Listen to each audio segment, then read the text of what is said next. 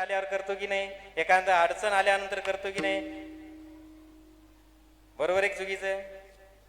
आणि सगळ्या गोष्टी देवानं सुखाच्या दिल्यात, आनंदाच्या दिल्यात, कशाचं दुःख नाही, कशाचं संकट नाही. खरंच सांगा, देवाची आठवण राहते. अहो मंदिरात पाया पडायला यायला सुद्धा वेळ नसते, आहे की नाही. या गावात इतका मोठा समाज आहे, साधं या समाजाचं भूषण असणारं, समाजाचं संस्कार केंद्र असणारं हे मठ,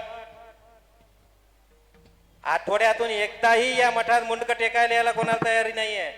इतके गुंतलेले, एवढे व्यस्त आहेत विजय, आहे की नाही. मला सांगा, दुःख आलं की माणूस कोणाचा धावा करतो? देवाचा. संकट आलं की कोणाचा धावा करतो? देवाचा. मग त्यावेळेस संत मीराने सांगितलं, देवा सुख जर मला तू दिलंस, मला सुखी जर केलं, तर तुझा विसर पडेल रे. आणि मला तुला विसरायचं नाहीये, तुला माझ्यापासून एक सेकंद, एक क्षणही मला दूर होऊ द्यायचं नाहीये.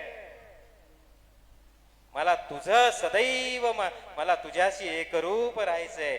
मग तुझं नामस्मरण, तुझं चिंतन अखंड माझ्या मुखातून आलं पाहिजे. म्हणून मला दुःख दे.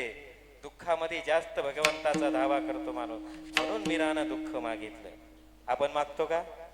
आपला तर एक नारळ फोडलं की सगळ्या 10-5 सुखाच्याच मागण्या आहेत, आहे की नाही.